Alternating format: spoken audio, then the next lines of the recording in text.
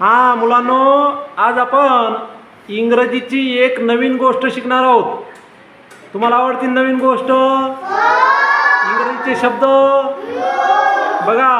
आपल्या हाताचे बोट दाखवा बरं मला.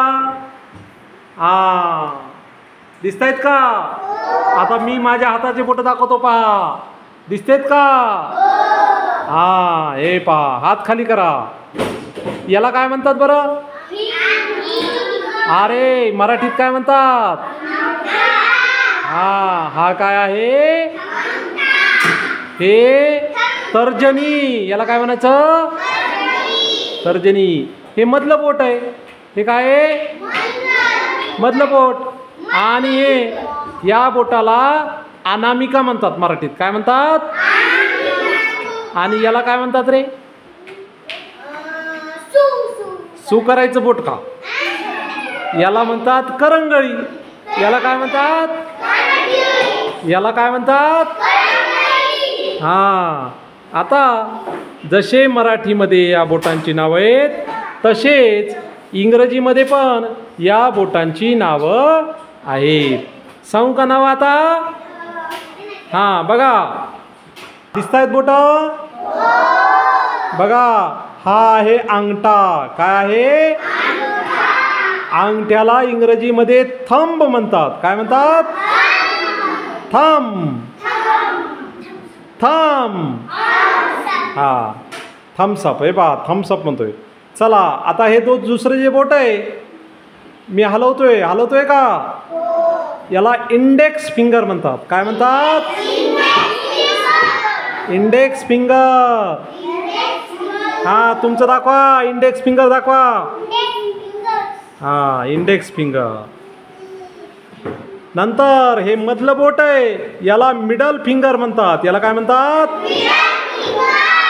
हा, याला म्हणतात रिंग फिंगर. हे हलतंय का माझं? Ring finger.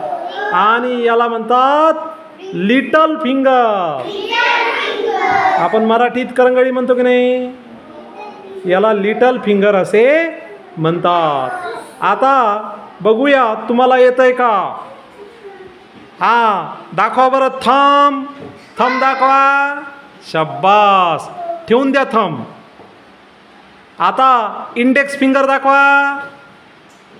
शब्बास. Index finger. शब्बास. ठेवून द्या. आता मिडल फिंगर दाखवा बरं.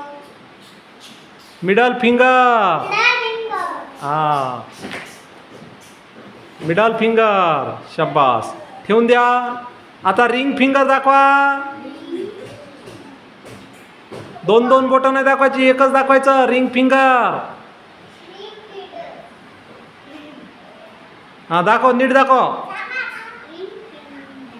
ये बा रिंग फिंगर दाखव. बबलो, रिंग फिंगर दाखव. दाखव बबलो.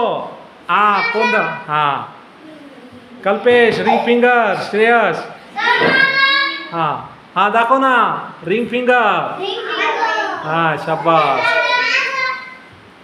हा, अजिंक्य दाखव ना. समर्थ ना. हा, रिंग फिंगर. बबलूला दाखवता आहे. बबलू, रिंग फिंगर दाखव. ये पा. हा हा, जमलं आताशी. आणि आता लिटल फिंगर दाखवा बरं. लिटल फिंगर कधी दाखवता रे तुम्ही? शिशूला जायचं असले काय करता? लिटल. आता सांगता येतील तुम्हाला? मी बोट दाखवतो, त्याला काय म्हणतात सांगायचं? इंग्रजीत थंब. शब्बास. Index finger. Middle finger. Ring finger. Little finger. लक्षात आलं? आवडलं? हा, हे आपले फिंगर आहेत. काय आहेत? छान. आता लिहून काढा. मी फळ्यावर लिहून देतो तुम्हाला.